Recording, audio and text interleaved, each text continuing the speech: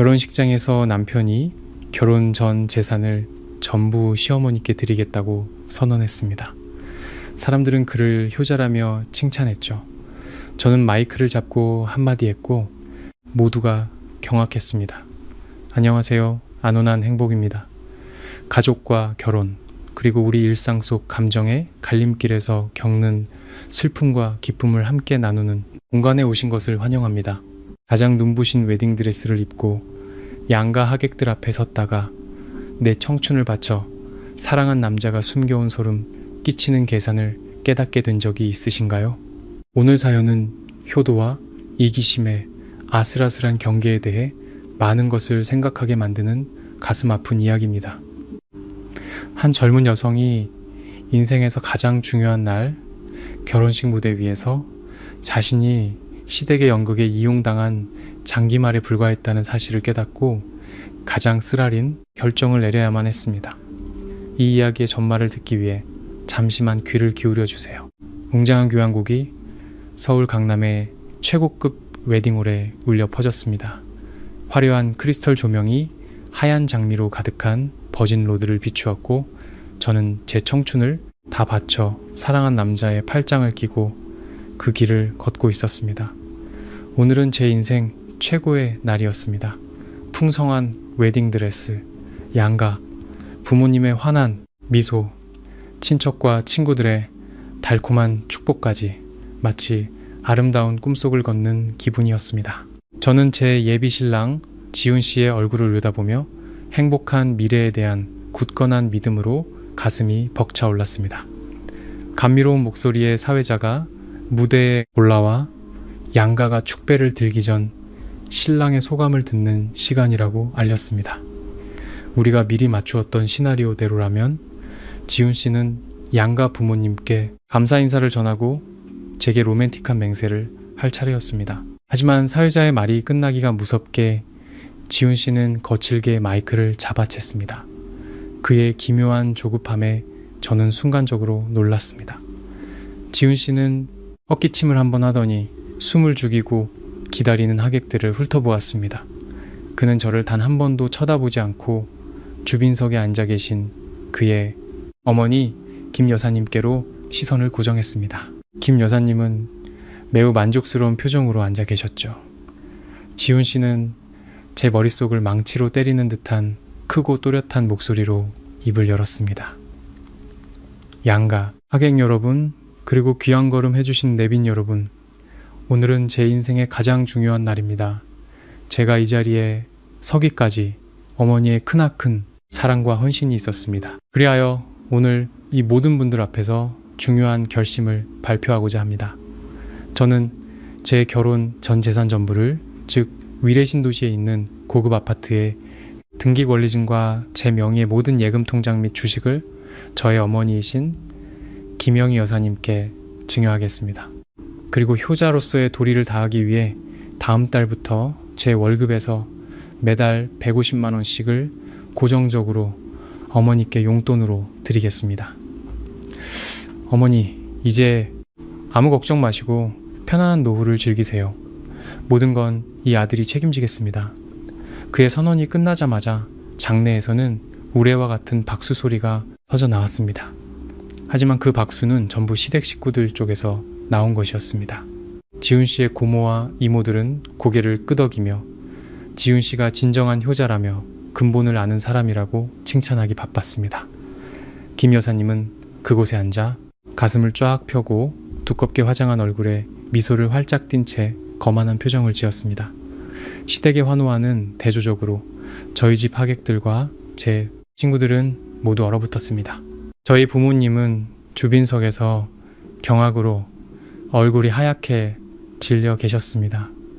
제 주변의 모든 것이 무너져 내리는 것 같았습니다. 시끄러운 소음이 산산조각 나고 귀가 먹먹해졌습니다. 저는 무대 위에 못 박힌 듯 서 있었고 손은 차갑게 식어갔으며 심장은 누군가에게 꽉 쥔 듯 답답했습니다. 그가 방금 언급한 그 고급 아파트 등기 권리증이 어찌 그 혼자만의 재산이란 말입니까? 그 아파트는 시가 8억 원이었고 지훈 씨가 가진 돈은 3억 원뿐이라 나머지는 은행에서 주택담보대출을 받아야 했습니다. 이자, 부담을 줄이기 위해 그는 달콤한 말로 제게 모아두었던 적금 5천만 원 전부를 보태달라고 설득했습니다. 결혼 후에 공동으로 대출금을 갚아나가고 제 이름도 공동 명의로 올려주겠다고 약속하면서요. 저는 사랑하는 사람을 믿었고 부부가 될 사이에 손익을 따질 필요가 없다고 생각했기에 제 피땀 어린 돈 전부를 그의 계좌로 송금했습니다. 그런데 이제 와서 수백 명의 하객 앞에서 그는 뻔뻔하게 제 노력을 가로채고 그 모든 재산을 자신의 것으로 만든 뒤 어머니께 바친 것입니다. 그는 매달 김 여사님께 150만 원을 드린다고 했습니다. 그의 월급은 고작 400만 원 남짓인데 남은 250만 원으로는 아파트 대출 원금과 이자를 갚기에도 턱없이 부족했습니다. 생활비나 관리비, 공과금은 고사하고 나중에 아이를 낳아 키울 돈은 생각조차 할 수 없었습니다. 그는 모든 경제적 부담을 제 어깨에 떠넘기고 있었습니다. 그는 제가 허리가 휘도록 일해서 그의 어머니 명의가 될 집의 빚을 갚고 얼마 안 되는 제 월급으로 우리 작은 가정을 꾸려나가길 바랐던 겁니다. 목구멍까지 울분이 차올랐습니다. 저는 비로소 효자라는 가면 뒤에 숨겨진 그의 진짜 얼굴을 깨달았습니다. 그것은 극도의 이기심이었고 비열한 계산이었으며 아내가 될 여자에 대한 잔인할 정도의 무시였습니다. 그들은 저를 인생의 동반자로 본 것이 아니었습니다. 그저 공짜로 돈을 벌어다주는 기계에 착취하기 좋은 노새로 여겼을 뿐입니다. 아래에 앉은 김 여사님은 여전히 웃고 있었습니다. 그 미소는 제 인내심을 시험하는 듯한 조롱처럼 느껴졌습니다. 제 안의 인내와 관용이 완전히 바닥났습니다. 보이지 않는 강한 힘이 제 정신을 바로 세웠습니다. 저는 깊게 숨을 들이마셨고 분노로 가득 찬 눈에서는 눈물 한 방울 나오지 않았습니다. 저는 한 걸음 앞으로 나아가 차갑게 손을 뻗어 지훈 씨의 손에서 마이크를 빼앗았습니다. 그는 깜짝 놀라 저를 쳐다보았습니다. 그가 반응하기도 전에 제 단호한 목소리가 예식장에 똑똑히 울려 퍼졌습니다. 양가 하객 여러분, 그리고 귀한 시간을 내어주신 내빈 여러분, 오늘 이 자리에 참석해 주셔서 감사합니다. 박지훈 씨는 본인의 소감을 다 말했으니 이제 제 차례인 것 같네요. 지훈 씨의 어머님께 효도하겠다는 결정, 저는 전적으로 지지합니다. 자식이라면 마땅히 효도해야 하니까요. 하지만 지훈 씨는 아주 중요한 사실 한 가지를 빠뜨렸습니다. 방금 어머니께 드린다고 선언한 그 아파트에는 제 피땀 어린 돈 5천만 원이 포함되어 있다는 사실을요. 우리는 아직 혼인신고도 하지 않았는데 당신은 제 신뢰를 이용해서 단독 명의로 계약한 뒤 오늘 멋대로 공동재산을 처분하려 했습니다. 예식장이 웅성거리기 시작했고 수군거리는 소리가 여기저기서 터져 나왔습니다. 지훈 씨의 얼굴이 새파랗게 질렸습니다. 그는 더듬거리며 마이크를 다시 뺏으려 했지만 저는 뒤로 물러서며 단호하게 말을 이었습니다. 계산과 속임수 그리고 무시로 시작하는 결혼은 더 이상 지속할 이유가 없습니다. 바로 이 자리에서 모든 분들이 지켜보는 앞에서 저는 이 결혼을 무효로 할 것을 선언합니다. 저와 박지훈 씨는 이 순간부터 아무런 관계가 아닙니다. 그리고 박지훈 씨, 제가 아파트 매입 자금으로 송금했던 5천만 원 당장 돌려주세요. 모든 은행 거래 내역과 증거는 제가 전부 가지고 있습니다. 당신과 당신의 가족들이 그 재산으로 행복하시길 바랍니다. 말을 마친 저는 마이크를 테이블에 세게 내려놓았습니다. 귀를 찢는 소음이 이 저속한 연극의 끝을 알렸습니다. 저는 태연하게 돌아서서 웨딩드레스 자락을 들고 시댁 식구들의 극심한 경악을 뒤로한 채 무대 아래로 걸어 내려갔습니다. 장미가 깔린 길을 따라 걷는 동안 저는 단 한 번도 뒤돌아보지 않았습니다. 웨딩홀의 환한 조명 아래 호기심과 안타까움 그리고 놀라움이 뒤섞인 수많은 시선이 제게 쏟아지는 것을 똑똑히 느꼈습니다. 저희 부모님은 어느새 자리에서 일어나 계셨습니다. 어머니의 눈은 빨갛게 충혈되어 눈물이 그렁그렁했습니다. 평생 엄격하고 침착하셨던 아버지께서 다가와 제 차가운 손을 꼭 잡아주셨습니다. 아버지는 겨우 들릴 만큼 작지만 아주 또렷하게 말씀하셨습니다. 집에 가자 딸아. 저런 집안은 내 딸에게 과분하다. 제 대학 시절부터 절친인 민지가 친구들 테이블에서 뛰쳐나왔습니다. 민지는 제 무거운 드레스 자락을 들어주며 시댁을 향해 분노에 찬 표정을 지었습니다. 우리는 웨딩홀의 유리문을 나섰고 혼란스러운 공간과 김, 여사님의 고함과 욕설, 그리고 안절부절 못하는 지훈 씨의 모습을 등 뒤로 남겼습니다. 서울의 가을 밤바람이 얼굴에 불어오자 정신이 이상할 정도로 맑아졌습니다. 눈물은 한 방울도 흐르지 않았습니다. 상처는 강렬한 자기 방어 의지로 변해 있었습니다. 민지가 급하게 부른 택시에 오르자마자 저는 바로 휴대폰을 꺼내 들었습니다. 지훈 씨와 그의 가족들의 모든 전화번호와 SNS 계정을 영구 차단 목록에 넣어버렸습니다. 저는 이 순간부터 모든 독성의 씨앗을 잘라내고 싶었습니다. 그날 밤 집에 돌아와 화려한 웨딩드레스를 벗고 두꺼운 화장을 지웠습니다. 거울 속 제 모습을 보니 큰 폭풍을 겪었지만 여전히 꿋꿋하게 서 있는 한 여자가 보였습니다. 부모님은 거실에 앉아 계셨고 누구도 저를 책망하거나 한탄하지 않았습니다. 어머니는 그저 따뜻한 국 한 그릇을 끓여주시며 먹고 푹 자라고 하셨습니다. 가족의 조용하고 따뜻한 지지가 지훈 씨가 남긴 폐허를 정리할 수 있는 가장 큰 버팀목이 되어 주었습니다. 다음 날 아침 창문으로 비치는 햇살이 새로운 시작을 알렸습니다. 저는 일찍 일어나 차를 한 잔 마시고 아침을 제대로 챙겨 먹은 뒤 컴퓨터를 켰습니다. 저는 지훈 씨와 아파트 구매에 대해 논의했던 모든 메시지 화면 캡처와 서윤이가 남서울 아파트 공동구매 자금 보탬이라고 명확히 기재된 5천만 원 이체 확인증 사진을 모아 하나의 폴더에 신중하게 저장했습니다. 정확히 오전 8시 저는 민지에게 전화를 걸었습니다. 우리는 함께 서초동에 있는 최 변호사 사무실로 향했습니다. 최 변호사님은 민진의 가족과 오랜 인연이 있는 분으로 민법에 정통하고 일처리가 매우 깔끔하기로 유명했습니다. 제가 건넨 서류 뭉치를 받아든 변호사님은 한번 훑어보시더니 제 꼼꼼함에 고개를 끄덕이며 칭찬하셨습니다. 아주 잘하셨습니다. 이 증거들이라면 그 돈을 돌려받을 법적 근거는 충분합니다. 상대방의 행동은 신뢰를 악용한 재산 편취의 소지가 있습니다. 만약 고의로 반환하지 않는다면 이 메시지들을 증거보존 신청하여 법적 효력을 확보할 겁니다.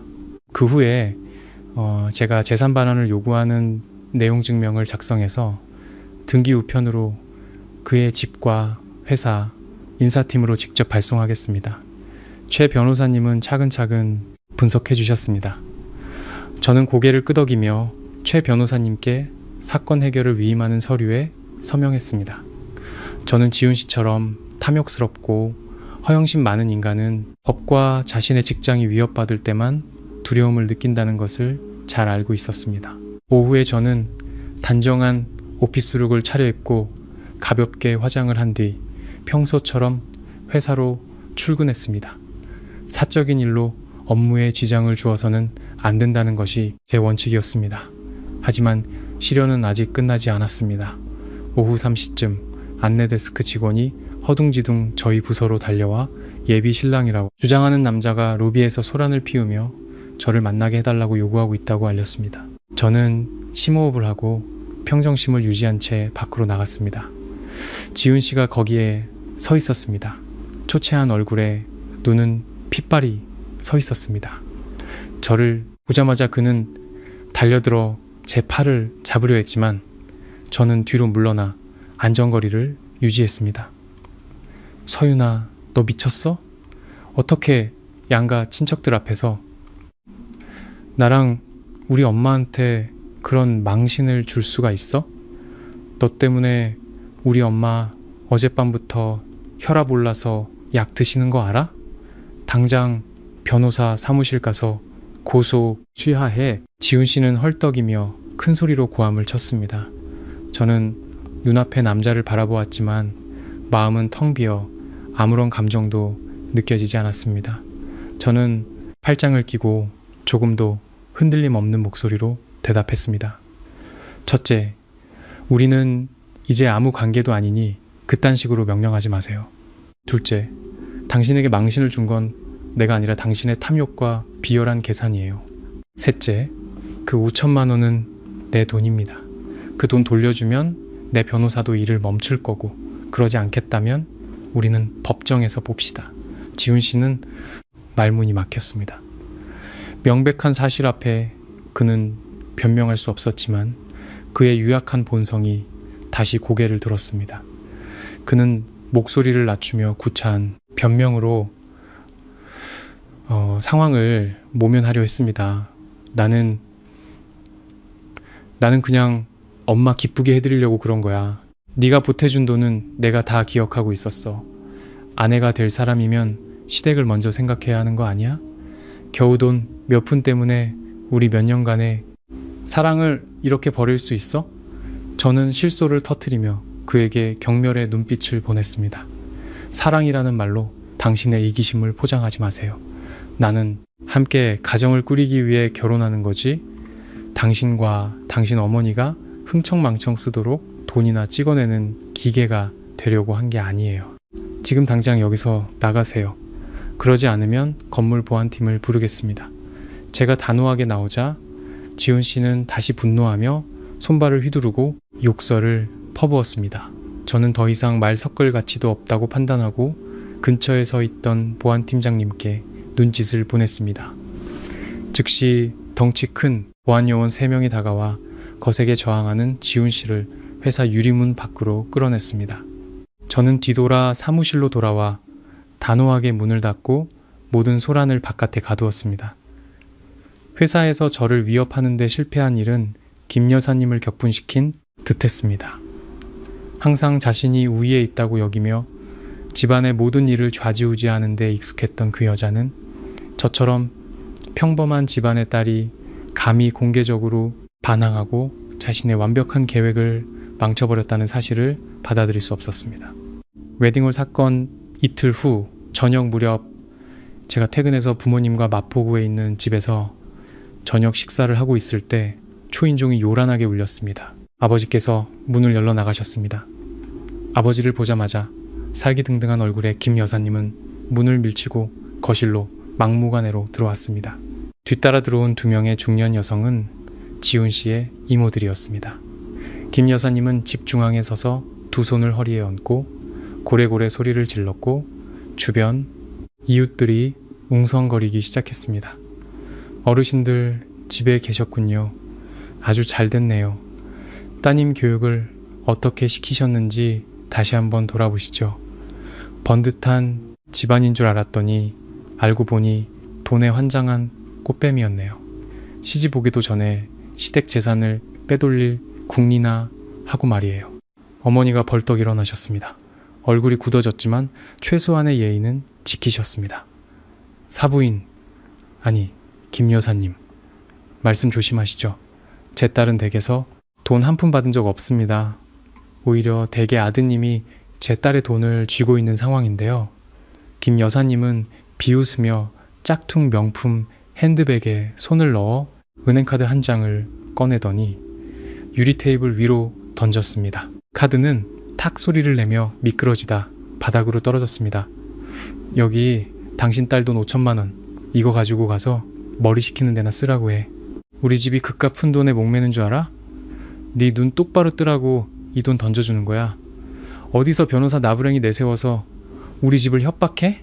너처럼 가난하고 무례한 계집애 내 아들이 걷어찬 건 우리 집안 7대 조상이 도운 거야. 저는 천천히 일어나 식탁을 돌아 허리를 숙여 바닥에 떨어진 은행카드를 주었습니다. 카드를 손에 들고 김 여사님 앞으로 똑바로 걸어가 그녀의 눈을 정면으로 쳐다보았습니다. 돈 가져다 주셔서 어디 왔어? 감사합니다. 감전한. 하지만 저는 지훈 씨에게 제 명의의 계좌에서 실명으로 명확한 이체 기록을 남기며 송금했습니다. 안에 돈이 있는지도 모르는 무기명 카드 한 장으로 아무런 영수증 없이 돌려받을 수는 없습니다. 이 카드는 다시 가져가세요. 제 변호사님이 이미 공식적인 내용 증명을 보냈습니다. 모든 금전 거래는 은행을 통해 투명하게 법적 확인을 거쳐 이루어져야 합니다. 기한 내에 제 계좌로 돈이 입금되지 않으면 법원이 아주머님 아들과 직접 이야기하게 될 겁니다. 저는 그렇게 말하며 카드를 김 여사님의 손에 억지로 쥐어주었습니다. 제 단호한 거절과 전혀 위축되지 않는 태도에 김 여사님은 분노로 이성을 잃었습니다. 그녀가 손을 들어 저를 향해 소리치려 할 때 아버지께서 엄한 목소리로 말씀하셨습니다. 김 여사님, 채통을 지키시고 당장 저희 집에서 나가 주십시오. 계속해서 소란을 피우시면 주거무단 침입 및 소란죄로 경찰에 신고하겠습니다. 아버지의 단호함에 함께 온 이모들이 황급히 김 여사님의 팔을 잡아 끌었습니다. 그녀는 이를 갈며 획 돌아서 문으로 향했고 나가면서 악독한 저주를 퍼붓는 것을 잊지 않았습니다. 두고 봐. 내가 네 얼굴 인터넷에 다 팔아서 앞으로 어떤 놈이 너 같은 걸 며느리로 들일 수 있는지 똑똑히 보게 해줄 테니. 그녀의 협박은 빈말이 아니었습니다. 바로 다음날 아침 인터넷 커뮤니티가 발칵 뒤집혔습니다. 민지는 아침 6시부터 제게 불이 나게 전화를 걸어 여러 개의 게시글, 링크를 보내주었습니다. 김 여사님은 자신의 페이스북 계정을 이용하고 수많은 친척들에게 부탁하여 서울 지역의 크고 작은 온라인 커뮤니티와 단톡방의 수천자에 달하는 장문의 글을 퍼뜨렸습니다. 그 글에서 그녀는 평생 아들 하나만 바라보고 헌신한 시골의 순박한 어머니 역할을 자처했습니다. 그녀는 제가 전문적인 꽃뱀이라는 눈물겨운 이야기를 지어냈습니다. 그녀는 제가 착한 척하며 지훈 씨의 돈을 뜯어냈고 결혼 전에 수억 원짜리 아파트를 자기 명의로 해달라고 요구했다고 주장했습니다. 지훈 씨가 그 음모를 알아채고 가족을 지키기 위해 어머니 명의로 재산을 돌리자 제가 결혼식장에서 돌변하여 파혼을 선언하고 이별 위자료로 5천만 원을 요구했다고 떠벌렸습니다. 그녀는 심지어 제가 레스토랑에서 즐겁게 웃으며 식사하는 사진을 첨부하여 제가 아들의 피땀 어린 돈을 낭비하고 있다는 암시를 주었습니다. 저런 뻔뻔하게 사실을 왜곡하고 조작한 글과 김 여사님의 뛰어난 피해자 연기는 순식간에 여론의 불을 지폈습니다. 수천 개의 악성 댓글이 제게 쏟아졌습니다. 얼굴도 모르는 네티즌들은 온갖 심한 욕설로 저를 비난했습니다.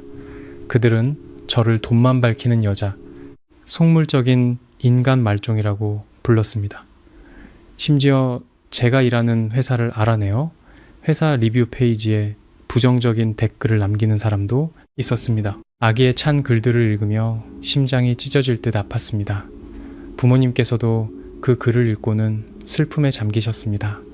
어머니는 한숨을 쉬며 안타까운 눈으로 저를 바라보셨습니다. 인터넷 여론의 힘은 실로 무서웠습니다. 그것은 악의적인 한 사람의 몇 줄 글로 흰 것을 검게 만들고 피해자를 가해자로 둔갑시킬 수 있었습니다. 하지만 상처는 곧 분노의 불길로 바뀌었습니다. 저는 만약 지금 침묵하고 무너진다면 김 여사님과 지훈 씨가 제 인생을 짓밟으려는 목적을 달성하게 될 것이라는 걸 알았습니다. 저는 제 자신과 가족의 명예를 지키기 위해 싸워야 했습니다. 비난의 폭풍 속에서 저는 하루 휴가를 냈습니다. 오전 내내 저는 최대한 냉정한 머리로 제 방에 틀어박혔습니다. 진실은 가장 날카로운 무기이며 저는 반박할 수 없는 증거들을 쥐고 있었습니다. 첫째, 저는 은행에 가서 지훈 씨와 사귄 2년 동안의 모든 거래 내역서를 발급받았습니다. 제가 지불했던 여행 경비, 명절마다 김 여사님 댁에 보냈던 선물 비용, 그리고 가장 결정적으로 위례 아파트 공동구매 자금이라고 명확히 기재된 5천만 원 이체 확인증까지. 둘째, 저는 민지에게 연락했습니다. 결혼식 날 민지는 개인 카메라로 무대 위에서 일어난 모든 상황을 녹화했습니다. 지훈 씨가 효도를 명분으로 제 돈을 가로채고 월급을 어머니께 바치겠다고 당당하게 선언하는 모습과 그의 이중적인 태도가 담긴 선명한 영상 원본을 민지가 제게 보내주었습니다. 그날 저녁 SNS 접속량이 가장 많은 황금 시간대에 저는 제 개인 SNS 계정에 전체 공개 게시물을 작성하고 김 여사님이 헛소문을 퍼뜨렸던 바로 그 온라인 커뮤니티들의 글을 올렸습니다. 제 글은 감상에 젖거나 하소연하는 내용이 아니었습니다. 간결하고 단호하며 마치 공소장처럼 투명했습니다. 어제 엑스웨딩홀 파혼 사건에 관심을 갖고 계신 분들께 저는 김 여사님의 허위사실 유포글에 언급된 당사자 이서윤입니다. 온라인에서 왈가왈부하는 것을 좋아하지 않지만 제 자신과 가족의 명예를 지키기 위해 오직 3가지 증거로 모든 진실을 공개하겠습니다. 그 글 아래에 저는 붉은 직인이 찍힌 은행거래 내역서 사본 이미지를 첨부했습니다. 제가 집을 사기 위해 5천만 원을 냈다는 증거였습니다. 이것은 제가 지훈 씨의 재산을 노렸다는 허위 주장과는 정반대되는 사실이었습니다. 지훈 씨가 제게 돈을 보태달라고 설득했지만 몰래 혼자 등기했다는 내용이 담긴 카카오톡 메시지 캡처 이미지도 올렸습니다. 그리고 편집되지 않은 전체 동영상, 즉 결혼식장에서의 지훈 씨의 선언, 김 여사님의 흡족한 표정, 그리고 제 돈을 돌려달라는 저의 합리적인 반박이 담긴 적나라한 진실의 기록도 함께 첨부했습니다. 제 게시물은 30분도 채 안 되어 인터넷 커뮤니티에 엄청난 파장을 일으켰습니다. 진실은 너무나 명백하고 잔인하게 드러났습니다. 여론은 즉시 무서운 속도로 돌아섰습니다. 어제까지만 해도 저를 욕하던 사람들은 이제 지훈 씨의 파렴치함, 가부장적인 태도, 그리고 마마보 이 근성에 극도로 분노했습니다. 비난의 화살은 김 여사님과 지훈 씨 모자에게로 향했습니다. 세상에 예비신부 적금까지 뺏어서 엄마한테 바치는 남자가 어딨어? 시어머니 연기 대상감이네. 도둑이 제 발절인격. 저 여자분 현명하게 파혼해서 다행이다. 안 그랬으면 평생 고생할 뻔. 아들 월급 400에 엄마 용돈 150. 아내는 대출금 갚으라고? 그런 똑똑한 놈 우리 동네에 널렸다. 수천 개의 조롱과 비난 댓글이 지훈 씨와 김 여사님의 개인 SNS로 쏟아졌고 그들은 겁에 질려 계정을 비공개로 전환해야 했습니다. 인터넷에서만 끝난 것이 아니었습니다. 최 변호사 사무실에 직인이 찍힌 재산 반환 요구 내용 증명도 지훈 씨가 근무하는 회사의 인사팀장에게 직접 전달되었습니다. 지훈 씨의 회사는 직원의 이미지를 매우 중시하는 대기업이었습니다. 돈을 사기치고 비도덕적인 태도를 보인 지훈 씨의 추문은 부서의 명성에 심각한 타격을 주었습니다. 그날 오후 지훈 씨는 개인적인 문제를 해결할 때까지 무기한 정직 처분을 받았습니다. 사회적으로 망신을 당하고 직장을 잃을 위기에 처했으며 법적 대응까지 앞두게 되자 김 여사님 모자의 오만함은 완전히 사라졌습니다. 그날 밤 제 휴대폰으로 입금 알림 문자가 도착했습니다. 5천만 원이 전액 반환되었고 이체 메모에는 박지훈 돈 갚음이라고 퉁명스럽게 적혀 있었습니다. 1시간쯤 후 지훈 씨의 개인 SNS에 공개 사과문이 올라왔습니다. 그는 그래서 순간적인 충동으로 잘못된 결정을 내렸음을 인정했습니다. 제게 입힌 상처에 대해 사과하며 돈을 모두 갚았다고 확인해 주었습니다. 김 여사님도 자식들 간의 일을 오해하여 부적절한 말을 했다며 너그러이 용서해달라는 짧은 정정글을 올려야 했습니다. 비록 그 사과가 어색하고 가식적이었지만 제게는 그것으로 충분했습니다. 돈을 되찾고 명예를 회복하려는 목적은 달성되었습니다. 저는 마지막으로 그들의 모든 연락처를 차단하고 이 어두운 장을 닫았습니다. 하지만 이전 회사에서의 소란은 여전히 저를 지치게 했습니다. 저는 사직서를 제출하기로 결정했습니다. 제 마음을 완전히 정화하고 처음부터 다시 시작하기 위해 새로운 환경, 새로운 공간이 필요했습니다.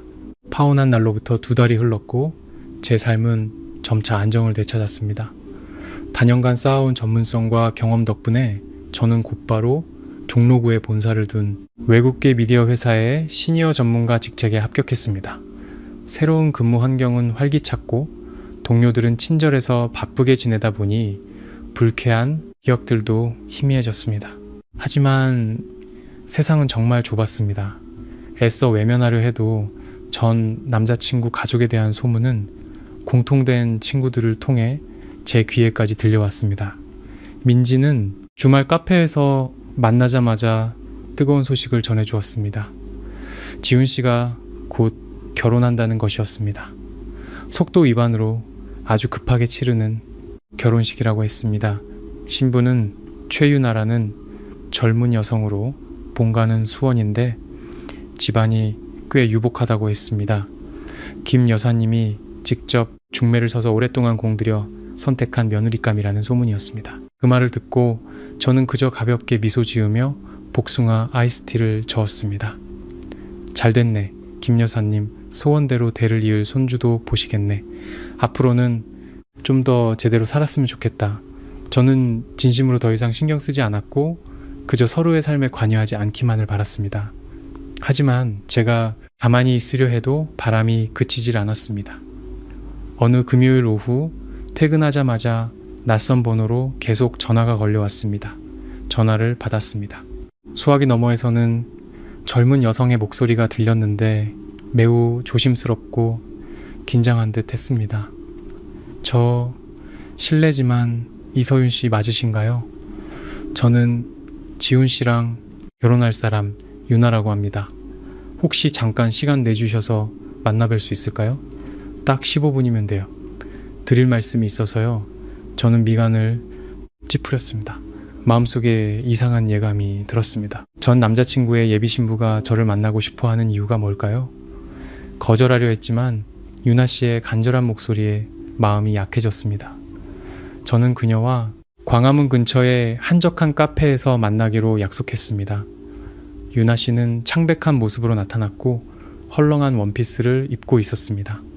자리에 앉자마자 그녀는 급하게 손으로 배를 감싸며 미안함 가득한 눈빛으로 저를 바라보았습니다. 빙빙 돌리지 않고 유나 씨는 테이블 위에 휴대폰을 올려놓고 음성 파일 하나를 열었습니다.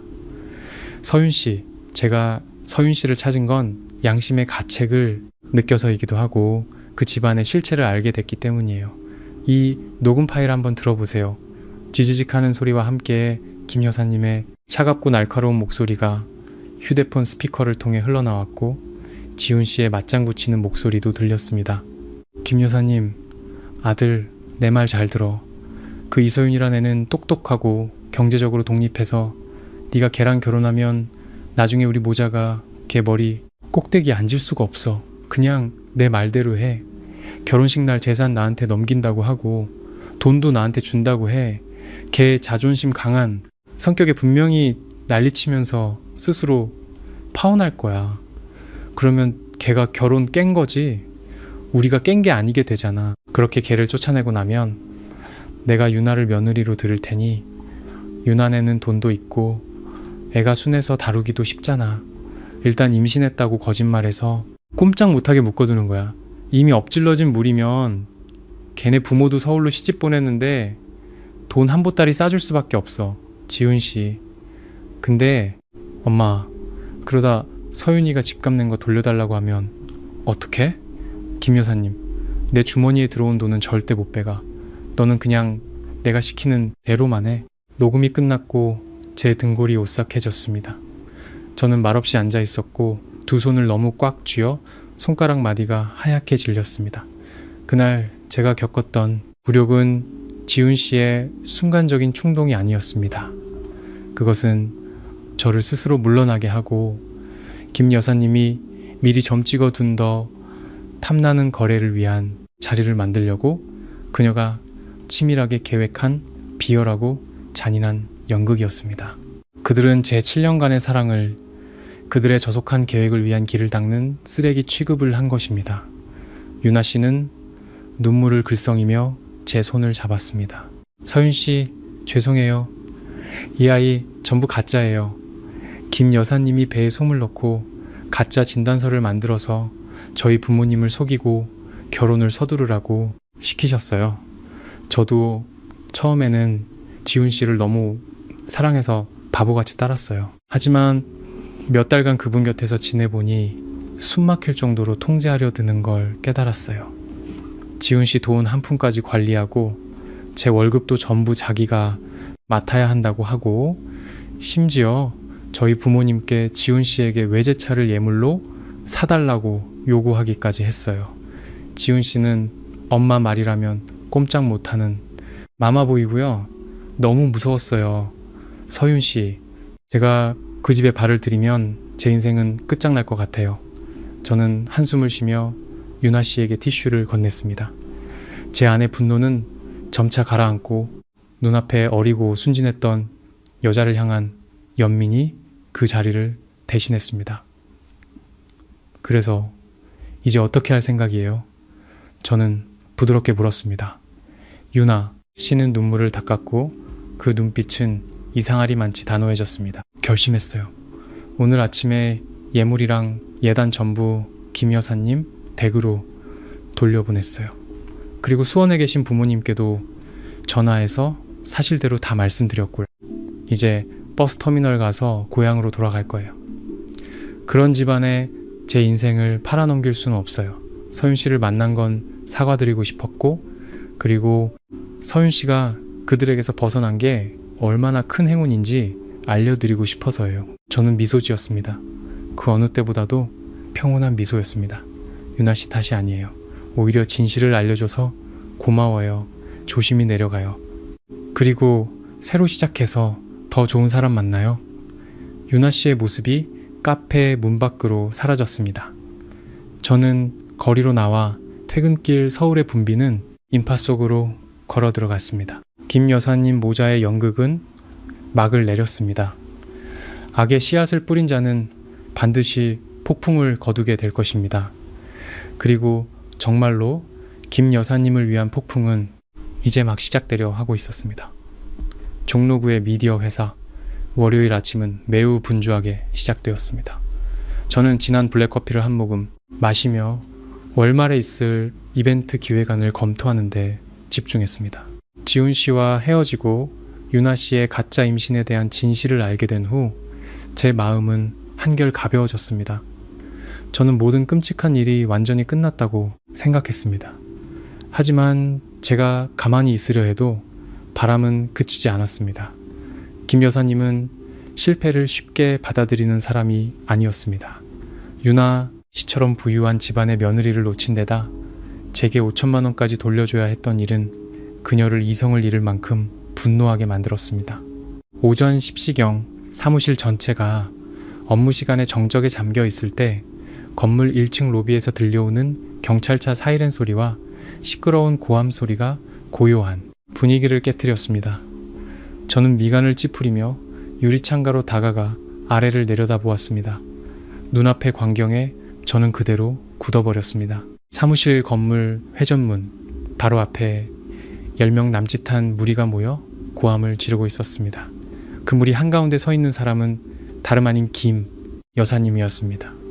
그녀는 새빨간 실크 옷을 입고 손에는 흰색 소형 확성기를 들고 있었습니다. 양옆에는 그녀와 비슷한 나이대의 여성들이 서 있었는데 지훈 씨의 이모들인 것을 알아볼 수 있었습니다. 그들은 함께 붉은 현수막을 펼쳐들고 있었는데 그 위에는 노란색 큰 글씨로 이서윤은 우리 아들에게 정의를 돌려줘라. 사기꾼, 파렴치한이라고 적혀 있었습니다. 김 여사님 가족뿐만 아니라 그들 주위에는 셀카봉에 휴대폰을 단 서너 명의 젊은이들이 계속해서 영상을 찍으며 SNS로 실시간 방송을 하고 있었습니다. 김 여사님은 확성기에 대고 소리쳤고 그 소리는 거리 전체에 울려 퍼졌습니다. 여러분, 이 사기꾼 얼굴 좀 보세요. 이름은 이서윤이고 이 건물 8층에서 일합니다. 제 아들을 7년 동안 사랑하는 척하면서 돈을 뜯어내고 저희 가족을 모함했습니다. 심지어 제 새 며느리까지 협박해서 시골로 쫓아냈어요. 모두 이 여자의 진짜 얼굴을 전국에 알리도록 영상을 찍어 올려주세요.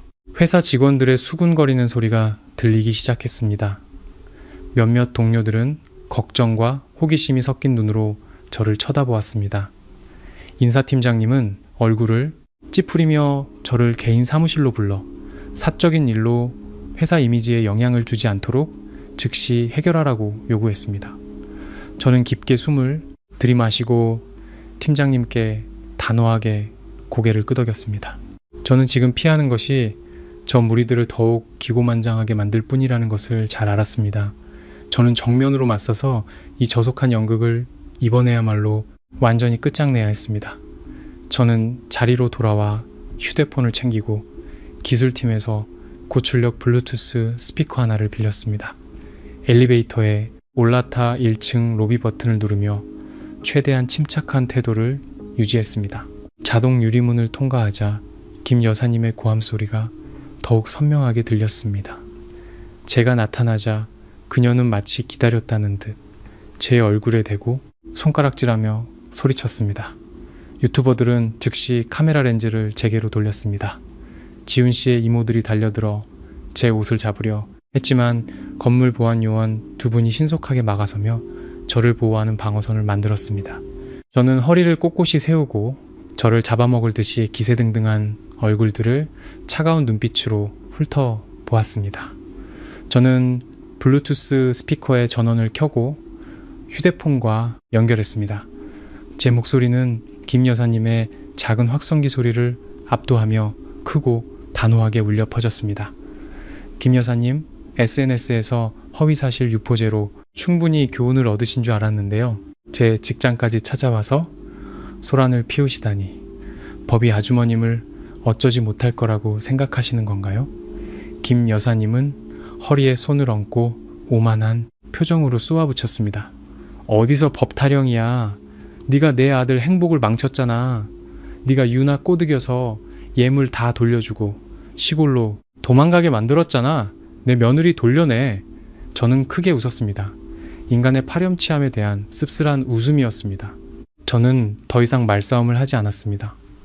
손가락으로 유나 씨가 제게 주었던 녹음 파일의 재생 버튼을 눌렀습니다. 블루투스 스피커의 볼륨은 최대로 설정되어 그곳에 서 있는 모든 사람들의 귀에 똑똑히 들렸습니다. 김 여사님의 차갑고 계산적인 목소리가 스피커를 통해 선명하게 울려 퍼졌습니다. 결혼식 무대에서 재산을 빼앗으라고 지훈 씨를 부추기는 말부터 유나 씨에게 가짜 임신을 강요해 친정에서 외제차를 뜯어낼 계획까지 모든 말이 한 글자 한 글자 너무나 명백해서 부인할 수 없었습니다. 구경하던 사람들은 갑자기 조용해졌습니다. 실시간 방송을 하던 젊은이들도 멍하니 서 있었습니다. 이 극적인 반전에 손에 든 휴대폰이 떨렸습니다. 김 여사님의 얼굴은 붉은색에서 창백하게 변했습니다. 그녀는 허둥지둥 제 스피커를 끄려고 했지만 닿을 수 없었습니다. 옆에 서 있던 이모들도 말을 더듬으며 뒤로 물러섰습니다. 이게 바로 아주머님이 새 며느리에게 베푼다는 사랑의 증거입니다. 사람을 돈 뜯어낼 상품으로 여기고 가짜 임신까지 강요하셨죠. 그분을 떠나게 만든 건 제가 아니라 아주머님의 사악함과 탐욕입니다. 저는 한 글자 한 글자 힘주어 말하며 김 여사님을 향해 경멸의 눈빛을 보냈습니다. 긴장감이 최고조에 달했을 때 택시 한 대가 갑자기 로비 앞에 멈춰 섰습니다. 차 문이 열리고 한 젊은 여성이 내렸습니다. 바로 유나 씨였습니다. 그녀는 단정한 셔츠에 작은 배낭을 메고 있었습니다. 유나 씨는 수원으로 돌아가는 버스를 타기 전에 모든 것을 바로잡고 싶어 다시 돌아왔는데 이런 광경을 목격하게 된 것입니다. 유나 씨는 제 옆에 서서 턱을 치켜들고 김 여사님을 똑바로 쳐다보았습니다. 그녀의 목소리는 떨렸지만 매우 단호했습니다. 김 여사님, 더 이상 서윤 씨 모함하지 마세요. 아주머님이 하신 말씀들을 녹음해서 서윤 씨에게 전달한 건 바로 저예요. 저는 예비 신랑을 버렸다는 오명을 쓰더라도, 시골에 가서 농사를 짓는 한이 있더라도 아주머님 댁처럼 거짓과 기만으로 가득 찬 집에는 절대 발을 들이지 않을 거예요. 임신은 가짜였고 저희 부모님을 속이기 위해 가짜 서류를 만들라고 강요한 것도 바로 아주머님이셨어요. 여기 계신 분들 모두 똑똑히 들으셨죠?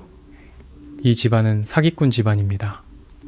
윤아 씨의 등장은 김 여사님의 마지막 남은 자존심마저 완전히 무너뜨리는 결정타였습니다.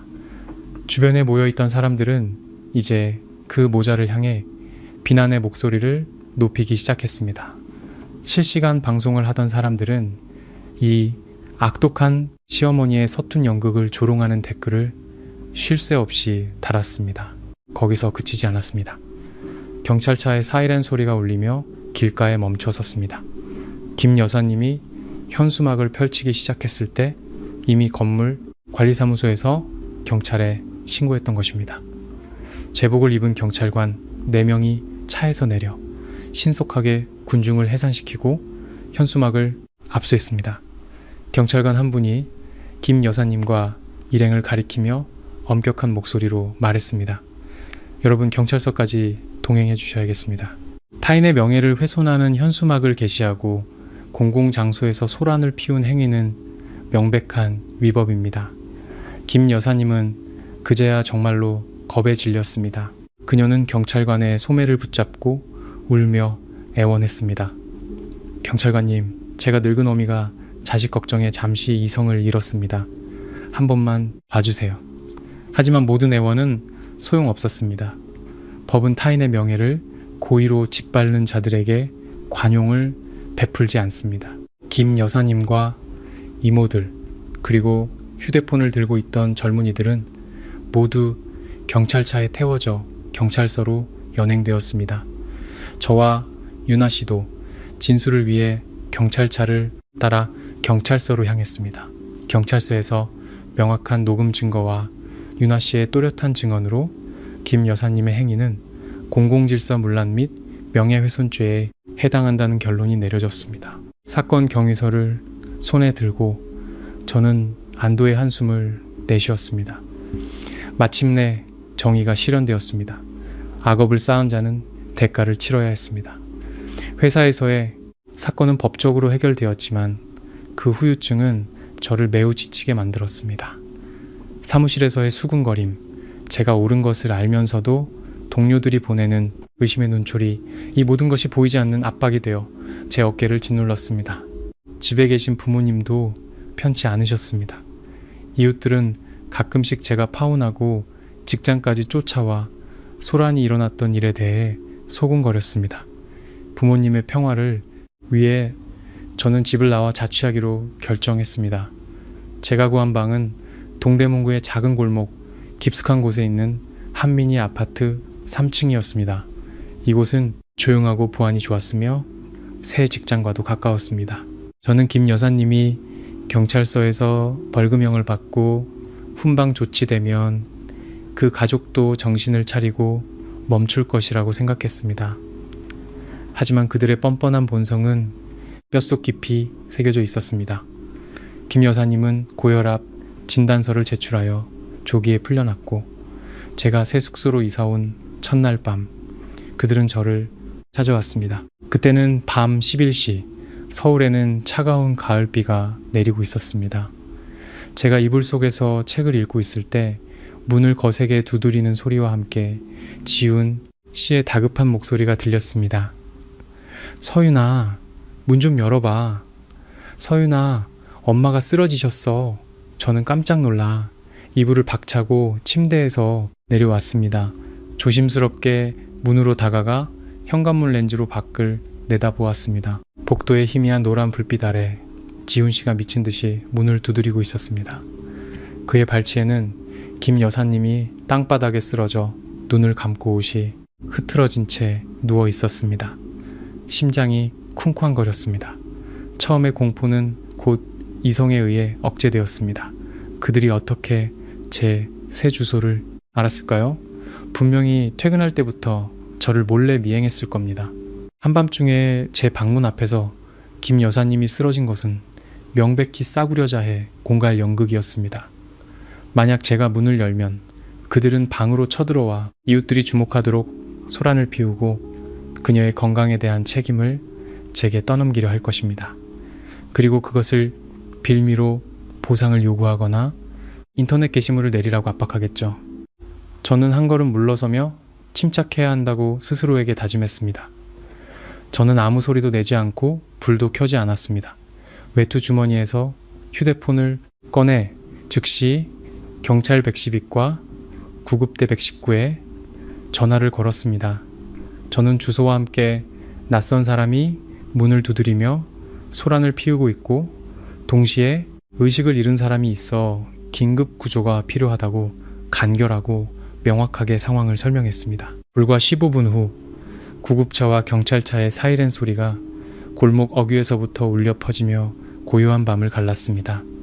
빨갛고 파란 경광등 불빛이 제 방 창문 틈으로 비쳤습니다.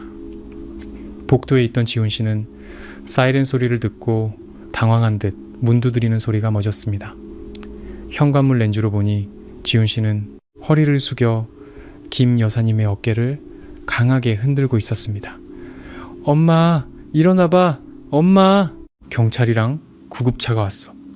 죽은 척 눈을 감고 누워있던 김 여사님은 경찰이라는 말에 용수철처럼 벌떡 일어났습니다. 그녀는 옷을 털며 창백해진 얼굴로 지훈 씨를 끌고 계단으로 도망치려 했습니다. 하지만 이미 늦었습니다. 2명의 경찰관과 구급대원들이 들것을 들고 이미 복도까지 올라와 있었습니다. 제 방문이 열렸습니다. 저는 차가운 얼굴로 밖으로 나섰습니다. 구급대원이 김 여사님에게 다가가 혈압과 심박수를 재기 위해 들것에 누우라고 요구했습니다. 김 여사님은 손을 휘저으며 말을 더듬었습니다. 저 괜찮아요. 그냥 바람 좀 쐬서 그런 건데 이제 멀쩡해요. 병원 안 가도 돼요. 혈압을 잰 구급대원은 경찰관을 향해 말했습니다. 환자는 완전히 정상입니다. 혈압 안정적이고 심박수도 규칙적입니다. 실신이나 뇌졸중의 징후는 보이지 않습니다. 경찰관은 미간을 찌푸리며 지훈 씨 모자를 뚫어지게 쳐다보았습니다. 두 분 한밤중에 집에 안 계시고 왜 이 여성분 집 문을 두드리면서 쓰러진 척 연기까지 하신 겁니까? 이게 다른 사람의 사생활을 침해하는 행위인 거 모르십니까? 신분증 제시해 주십시오. 지훈 씨는 벌벌 떨며 신분증을 꺼내고는 고개를 푹 숙인 채 아무도 쳐다보지 못했습니다. 김 여사님은 울먹이며 길을 잃고 지인을 찾고 있었다고 둘러댔습니다. 경찰은 현장에서 즉시 조서를 작성했습니다. 그들은 모자에게 이 지역 주변을 배회하며 소란을 피울 경우 주거 침입 및 경범죄 처벌법 위반으로 체포할 것이라고 경고했습니다. 경찰의 감시 아래 초라하게 계단을 내려가는 지훈 씨 모자를 보며 제 마음은 텅 비었습니다. 통쾌함은 없었고 끝없는 피로감만이 저를 덮쳤습니다. 이 독성 강한 순환은 끝이 없는 것 같았습니다. 제가 이 도시에 계속 머물고 이 일을 계속한다면 그들은 언제든지 저를 괴롭히고 시비를 걸 방법을 찾아낼 것입니다.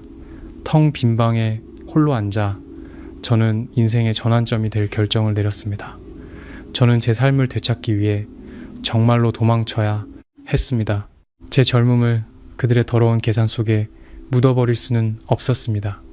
다음 날 아침 저는 전성기를 누리고 있던 미디어 회사에 사직서를 제출했습니다. 짐을 정리하고 자취방도 내놓았습니다. 통신사에 가서 거의 10년간 사용했던 휴대폰 번호를 영구 해지하고 새로운 유심칩을 샀습니다. 오래된 소셜미디어 계정도 모두 삭제하고 가족과 민지만 친구로 추가한 새 계정을 만들었습니다. 이번에는 모든 흔적을 끊어내고 과거의 사람들에게는 완전히 낯선 존재가 되어 새로운 여정을 시작하기 위해 어제의 이서윤을 완전히 지워버렸습니다. 시간은 쏜살같이 흘러 서울의 추운 겨울이 가고 따스한 봄 햇살이 찾아왔습니다. 모든 연락을 끊은 지 반년이 넘었고 제 삶은 완전히 새로운 궤도에 들어섰습니다. 저는 여의도에 본사를 둔 한 대형 IT 회사의 프로젝트 개발 부서로 이직했습니다. 높은 연봉과 고도의 집중력을 요구하는 새로운 업무는 제가 지난날의 슬픔을 떠올릴 틈도 없이 바쁘게 만들었습니다. 어느 금요일 오후 회사에서 주최하는 기업 관리 소프트웨어 소개 세미나가 한 호텔에서 열렸습니다. 저는 VIP 고객 응대를 담당했습니다. 세련된 회색 정장을 입고 저는 로비 입구에 서서 여러 협력사에서 온 임원들을 전문적인 미소로 맞이했습니다. 세미나가 시작될 무렵 검은색 정장을 입은 침착한 모습의 한 남성이 서류 가방을 들고 들어왔습니다. 안내 좀 부탁드립니다. 저는 초대장에 적힌 이름을 확인하고 고개를 들어 상대방의 얼굴을 보았습니다. 심장이 살짝 멎는 듯 했습니다. 선우 선배님, 저도 모르게 이름이 튀어나왔습니다. 남자는 잠시 멈칫했고 그의 시선이 제게 닿았습니다. 그의 단정한 얼굴에 놀라움이 역력했습니다. 서윤이, 이서윤 맞지? 세상에 여기서 일하는구나. 강선우 선배는 제 대학 시절 한 학년 위 선배였습니다. 그는 과봉사 동아리 회장이었고 항상 밝고 따뜻하며 다른 사람을 돕는데 주저함이 없는 사람이었습니다. 선우 선배는 제 풋풋했던 대학 시절 첫사랑이기도 했습니다. 그때 우리는 순수하고 설레는 감정을 나누었지만 선배가 먼저 졸업하고 해외 연수 장학금을 받게 되면서 그 감정은 추억의 서랍 속에 남겨진 아름다운 기억으로 남았습니다. 나중에 친구들을 통해 선배가 귀국하여 성공했고 결혼도 했다는 소식을 들었습니다. 많은 사람들 속에서 옛사람을 다시 만나니 제 감정은 복잡하게 얽혔습니다. 선우 선배는 이제 유명 건설 회사의 수석 프로젝트 매니저가 되어 있었습니다. 그의 몸짓 하나하나에서 풍기는 성숙함과 품격은 사람을 존경하게 만들었습니다. 우리는 급하게 안부를 몇 마디 나누었고 선배는 세미나장으로 들어가야 했습니다. 그날 저녁 제가 새로 구한 오피스텔에 막 도착했을 때 업무용으로만 쓰던 새 번호로 낯선 메시지가 도착했습니다. 서윤아, 나 선우 선배야. 아까 너희 회사 부장님께 번호 여쭤봤어. 이번 주말에 시간 괜찮아? 오랜만에 커피 한잔 하면서 옛날 이야기나 하자. 메시지를 읽고 저는 한참을 망설였습니다.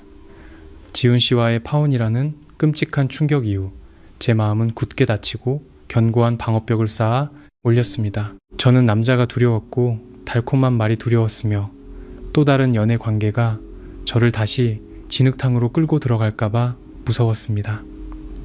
하지만 선우 선배의 진솔하고 예의 바른 태도에 차마 거절할 수 없었습니다. 저는 약속을 수락했습니다. 일요일 아침 우리는 서촌의 한 조용한 카페에서 만났습니다. 선배는 일찍 도착해서 제가 예전에 좋아했던 따뜻한 캐모마일 차를 미리 주문해 두었습니다. 그 작은 세심함에 저는 조금 감동했습니다. 우리는 떨어져 지낸 몇 년 동안의 일과 삶에 대해 이야기했습니다. 선배는 존중하는 태도로 제 이야기를 들어주었습니다. 그는 호기심을 보이거나 멋대로 판단하지 않았습니다. 이야기가 잠시 멎었을 때 선배는 깊은 눈빛으로 저를 바라보며 슬픈 표정으로 자신의 삶에 대해 이야기했습니다. 나 2년 전에 이혼했어. 서윤아. 선배의 목소리는 담담했지만 많은 사연을 담고 있었습니다. 전처는 좋은 사람이었지만 서로 가치관이 너무 달라서 공통점을 찾지 못했어. 우리는 평화롭게 헤어졌고 아이도 없어서 얽힌 것도 없어. 지난 2년간은 공허함을 잊기 위해 일에만 매달렸지. 여기서 너를 다시 만날 줄은 정말 몰랐어. 그 순간 저는 선배를 바라보며 상처 입은 영혼들 간의 동질감을 느꼈습니다. 대화는 점심시간을 훌쩍 넘겨서까지 이어졌습니다. 헤어질 때 선배는 제게 차문을 열어주며 미소 지었습니다. 서윤아, 세상이 아무리 변했어도 내 눈에는 네가 여전히 옛날처럼 꿋꿋하고 빛나는 아이야. 과거의 끔찍한 일들 때문에 네 미소를 잃지 마. 이제부터는 친구로, 오빠로 네 곁에서 슬픔과 기쁨을 함께 나눌 수 있게 해줄래? 선우. 선배의 부드러우면서도 굳건한 말은 제 마음속 얼음장 같은 벽을 뚫고 들어오는 따뜻한 햇살 같았습니다. 여전히 망설여졌지만 저는 이 운명적인 만남이 제 메마른 영혼에 새로운 희망의 씨앗을 심었다는 것을 알았습니다. 그 후 몇 달 동안 선우 선배는 진심 어린 평범한 관심으로 제 삶에 조심스럽게 다가왔습니다. 그는 비싸고 화려한 선물로 제 마음을 얻으려 하지 않고 행동으로 자신의 굳건한 존재를 증명했습니다. 7월의 어느 오후 서울에 갑자기 장대비가 쏟아졌던 날이 기억납니다. 제가 기다리던 버스 정류장은 물에 잠겼습니다.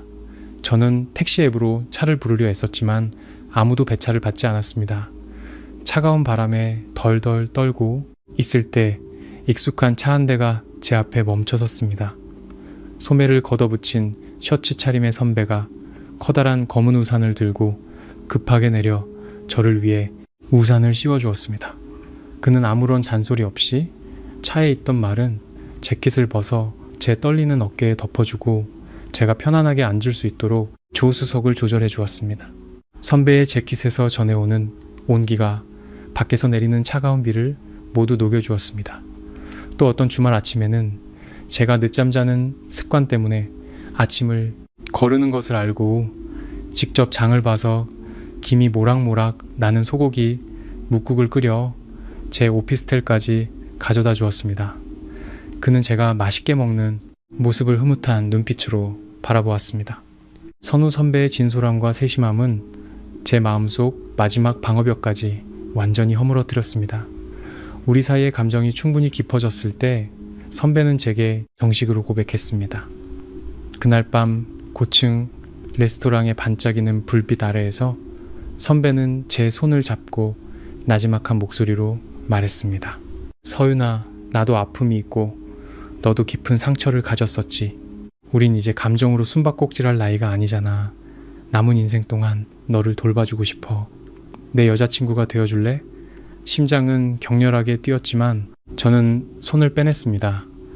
김 여사님에 대한 악몽, 재산 통제, 시댁의 강압적인 태도가 여전히 저를 괴롭혔습니다.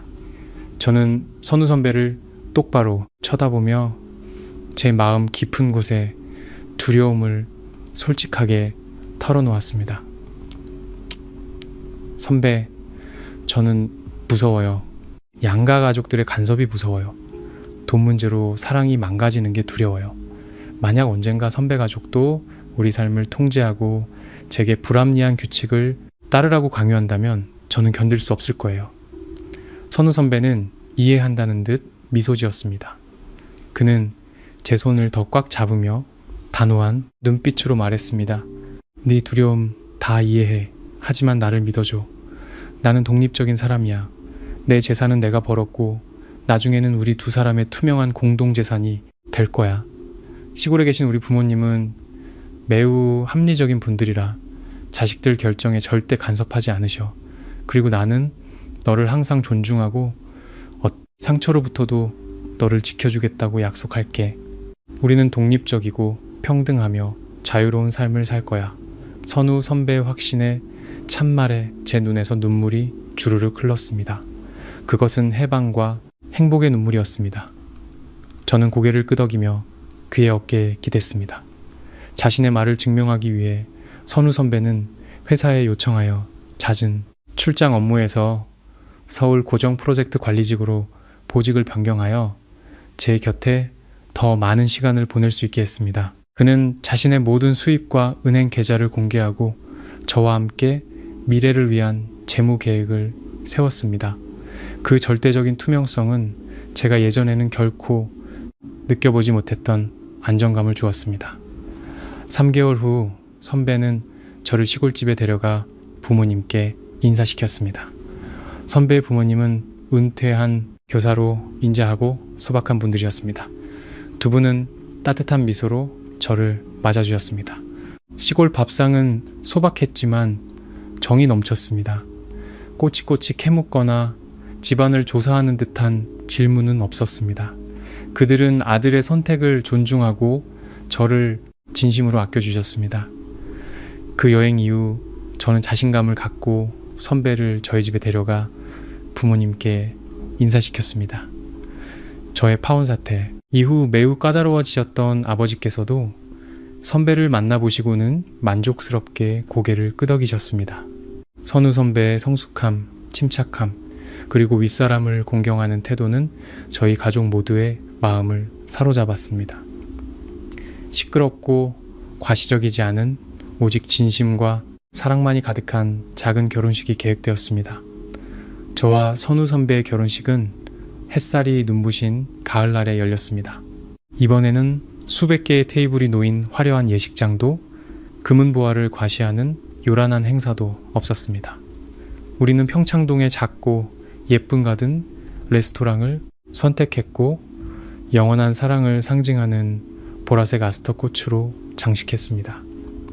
하객은 양가 가족과 가장 친한 친구들을 포함해 단 50명뿐이었습니다. 저는 심플한 오프숄더 드레스를 입고 머리를 단정하게 묶은 채 아버지의 팔짱을 끼고 푸른 잔디밭을 걸었습니다. 아버지는 눈시울을 붉히시며 제 손을 선배에게 넘겨주셨습니다. 선배는 제 손을 꼭 잡고 세상에서 가장 환한 미소를 지었습니다.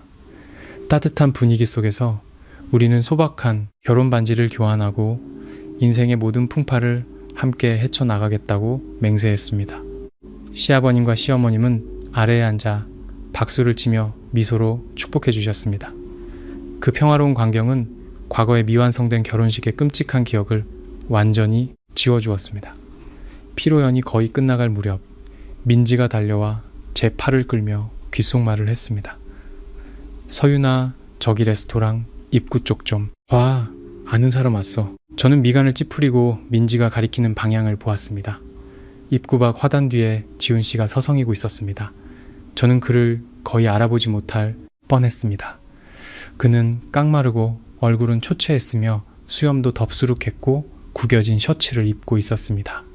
아마도 도덕성 문제로 회사에서 해고당하고 집안의 평판도 나빠지면서 오랜 기간 실업 상태로 막막한 삶을 살고 있었을 겁니다. 듣기로는 김 여사님도 분노와 수치심에 병을 얻어 몇 달째 누워 지내고 있으며 집안의 모든 저축이 약값으로 사라졌다고 했습니다. 지훈 씨는 손에 붉은 포장지로 싼 상자를 들고 있었습니다. 초라한 눈빛으로 저를 바라보던 그는 제가 자신을 발견하자 주저하며 입구 쪽으로 다가와 손을 흔들려 했습니다. 저는 걸음을 멈추고 선배의 손을 가볍게 두드리며 말했습니다. 오빠, 잠깐만 기다려줘요. 저는 곧장 입구로 걸어가 지훈 씨와 일정한 거리를 두었습니다. 제 눈빛은 차가웠고 아무런 감정도 드러내지 않았습니다. 서윤아, 웨딩드레스 입으니까 정말 예쁘다. 행복해야 해. 이거 두 사람한테 주는 작은 선물이야. 지훈 씨는 더듬거리며 상자를 제게 내밀었습니다. 저는 손을 내밀지 않고 그저 잔잔한 호수처럼 평온한 목소리로 대답했습니다. 고마워요. 하지만 모르는 사람의 선물은 받을 수 없어요. 과거는 이미 끝났어요. 다시는 제 인생에 나타나지 말아주세요. 당신 가족에게 책임감을 갖고 사세요. 말을 마친 저는 뒤돌아서 걸었습니다. 단 한 번도 돌아보지 않았습니다. 지훈 씨 손에 들린 붉은 상자가 힘없이 아래로 쳐졌습니다. 그는 그 자리에 못 박힌 듯 서서 후회하며 고개를 숙였습니다. 하지만 그 후회는 너무 늦었습니다. 모든 사람은 자신의 선택에 대한 대가를 치러야 합니다. 결혼식 일주일 후 선우 선배는 그룹의 부산지사장으로 승진 발령을 받았습니다. 이것은 그의 경력에 있어 멋진 기회였습니다. 선우 선배는 제가 서울을 부모님 곁을 떠나고 싶어 하지 않을까 걱정하며 제 의견을 물었습니다. 저는 그의 목을 감싸고 든든한 어깨에 턱을 기댄 채 환하게 웃었습니다. 오빠가 있는 곳이라면 어디든 내 집이에요. 부산은 아름다운 도시잖아요. 저도 새로운 환경에서 일해보고 싶어요. 며칠 후 저는 회사에 남부지사로의 정근을 신청했습니다. 우리는 짐을 꾸리고 양가 가족들과 작별 인사를 나누었습니다. 저희 부모님은 아쉬워하셨지만 딸이 듬직하고 아내를 끔찍이 사랑하는 남편과 함께 있는 것을 보고 매우 안심하셨습니다. 김포공항의 아침, 저와 선우 선배는 손을 잡고 보안 검색대를 통과했습니다. 방송에서는 부산행 비행편을 안내하는 목소리가 울려 퍼졌습니다. 저는 창밖을 내다보았습니다. 하늘은 맑고 푸르렀습니다. 비행기는 하나의 심장으로 뛰는 두 사람을 싣고 과거의 폭풍우를 뒤로 한 채 이륙했습니다. 자유롭고 평등하며 행복으로 가득 찬 새로운 인생이 저 앞에서 우리를 기다리고 있었습니다. 그날 용감하게 포기했기에 오늘 운명이 내린 가장 완벽한 선물을 받을 수 있었던 것은 정말 큰 행운이었습니다. 많은 감정을 불러일으킨 오늘의 이야기를 마치며 우리 각자의 마음속에는 씁쓸함과 고민이 남을 것입니다. 이 갈등의 근원을 깊이 들여다보면 우리 사회에서 결코 드물지 않은 가정, 비극의 그림자를 쉽게 발견할 수 있습니다. 어머니의 입장에서 평생을 헌신하며 자식을 키운 여성의 심리는 때로 과도한 소유욕을 낳기도 합니다. 그 어머니는 아들의 마음속에서 자신의 독점적인 위치를 잃을까 두려워하고 가정 내에서의 권력이 다른 여성에게 나누어질까봐 불안해합니다. 과도한 간섭, 재정 통제에 대한 갈망, 심지어 자식의 결혼에 개입하는 행위는 사실 깊은 불안감에서 비롯됩니다. 하지만 그 불안감은 계산적인 행동으로 변질되어 무심코 다른 사람을 벼랑 끝으로 내몹니다. 반대로 예비 며느리가 느꼈을 서러움과 분노는 전적으로 이해할 수 있는 일입니다. 결혼이라는 문턱을 넘는 모든 여성은 존중과 투명성을 갈망합니다.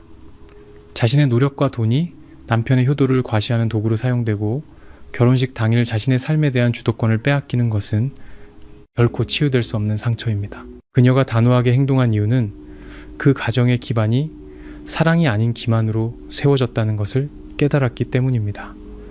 가장 생각할 거리가 많은 것은 아마도 남편의 역할일 것입니다. 어머니와 예비 아내 사이에 선 그는 책임을 회피하는 길을 선택했습니다. 어머니의 조종에 맹목적으로 따르고 완벽한 아들이 되어야 한다는 압박감은 무심코 그를 자신의 작은 가정을 지켜줄 배짱도 없는 유약한 사람으로 만들었습니다. 세대 간의 격차와 부모 세대의 사고방식에 깊이 밝힌 편견과 강요는 이해로 해소되지 않으면 모든 깊은 관계를 끊어버리는 보이지 않는 칼날이 될 수 있습니다. 오늘의 이야기를 통해 우리는 한 지붕 아래에서 사랑하는 사람들을 어떻게 대하고 있는지 되돌아볼 기회를 갖게 됩니다. 가정의 행복을 지키기 위해서는 사랑만으로는 부족합니다. 견고한 결혼은 존중, 투명성, 그리고 평등이라는 튼튼한 기반이 필요합니다. 사랑이 불합리한 인내와 동의어는 아니며 자식의 도리도 마찬가지입니다. 부모님에 대한 효도는 결코 곁에서 함께하는 배우자의 노력과 명예를 짓밟는 방패로 사용되어서는 안 됩니다. 세대 간의 가치관 차이는 피할 수 없는 필연적인 일입니다. 하지만 권위를 내세우거나 상처 주는 거친 말로 상대방을 억지로 따르게 하기보다는 진심으로 귀 기울이기 위한 한 걸음 물러섬이 필요합니다.